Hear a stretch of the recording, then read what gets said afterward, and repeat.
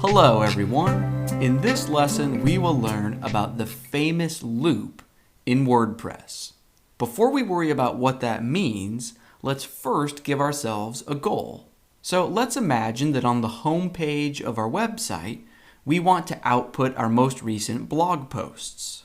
Now before we dig into any code, let's first make sure that we have more than one blog post to work with. So let's jump over to our admin dashboard, and from the sidebar, let's click on Posts.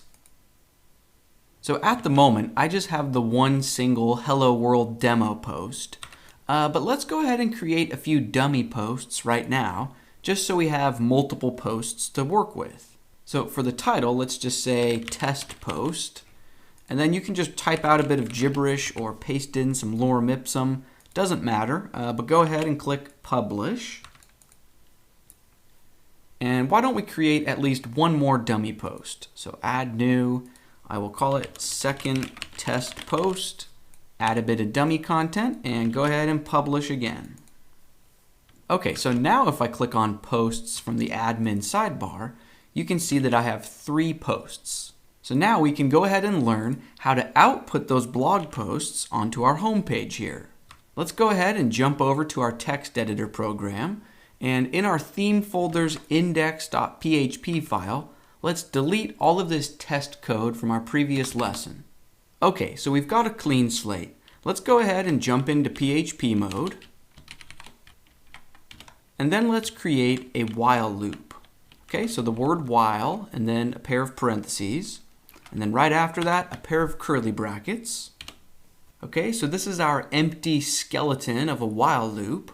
And now, remember in our previous lesson, we had to do all sorts of things like create a count variable and manually increment that count, and then come up with our own logic like if count is less than a certain number.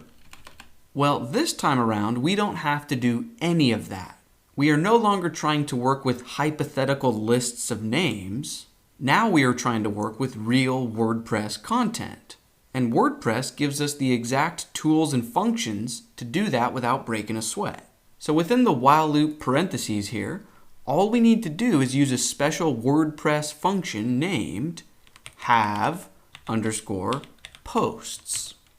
And remember, to call or run a function, you include a pair of parentheses.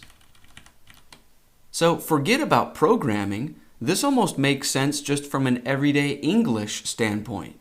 How many times do we want to repeat or run this loop?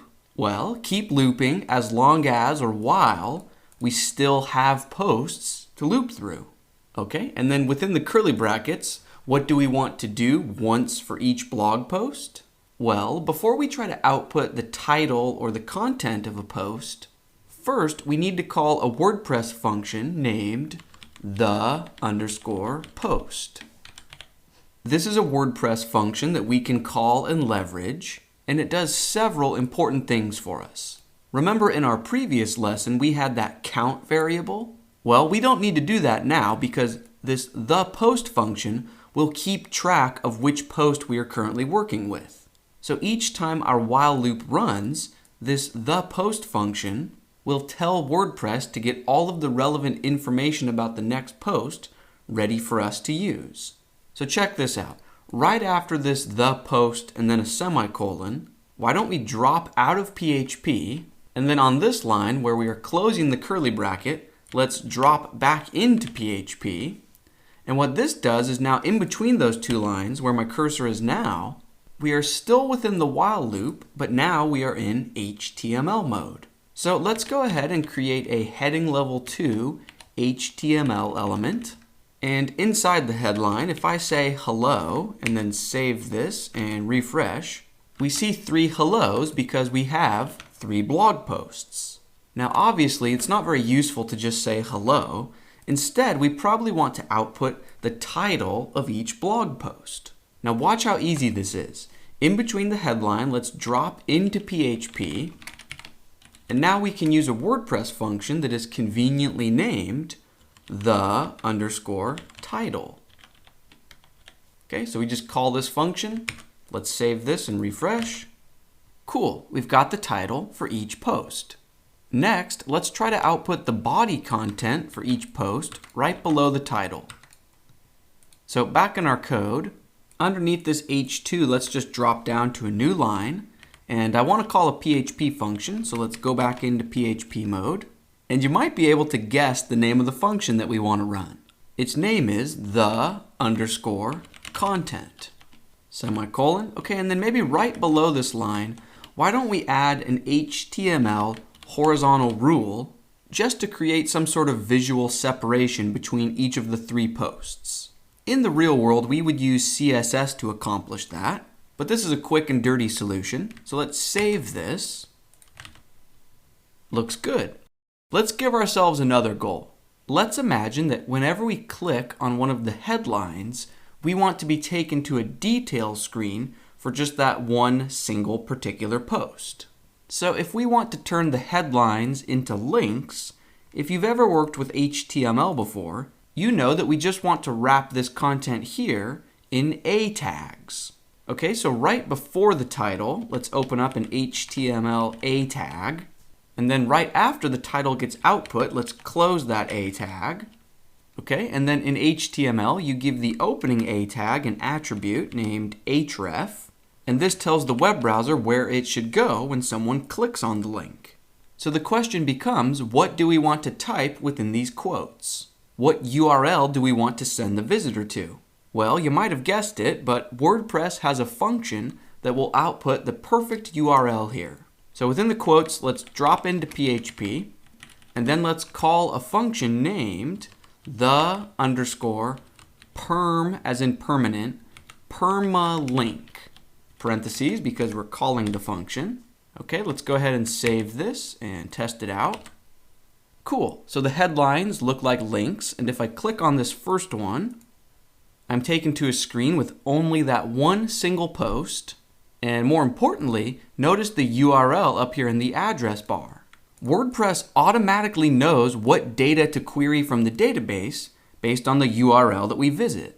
Right? So this is the permalink or slug for second blog post. So WordPress knows to fetch or query just that post from its database. Back on the home page, when we are simply at fictionaluniversity.dev, in this case, by default, WordPress will query or fetch your 10 most recent posts when you're on the home page. But if we go to one of these detail screens for just a single blog post, WordPress will see the permalink or slug in the URL. It will only fetch or query that one post. And that way, when we try to loop over all of the current posts, there will only be one single post to loop through. Okay, let's give ourselves another goal now that we are on this single detail screen for just one post. For example, it doesn't make much sense for this headline to still be a link, right? Because we are already on the detail screen for this post. There's no reason to click this again. So the question becomes, how do we let that remain a link while we are on the home page, while removing the link once we get to a single detail page? Well, check this out. Back in our text editor, I want you to create a brand new file in our theme folder. We need to give the new file a very specific name. It needs to be exactly single.php. Press enter. And within the new file, let's just type out a bit of random dummy text like hello123. And if we save this and refresh, here we see that dummy text when we are on the URL for a single post. But if we go back to our home page, we see that it is still powered by index.php. So what this means is that depending on the current URL, WordPress will be on the lookout for different file names in our theme folder. So our home page uses index.php, but then if we click on one of these single posts, WordPress will look within our theme folder for a file specifically named single.php. If that file doesn't exist, then WordPress will use index.php as a universal default fallback. Okay, but having said all of that, let's get back to the task at hand. Remember, on this screen, we just want to show the blog post title and the content, but we don't want the title to be a link like it is on the home page. So here's what we can do. Back in our text editor, let's go back into our index.php file and let's select and copy the entire contents into our clipboard, and then let's go back into single.php and let's delete this dummy text and then paste in our clipboard.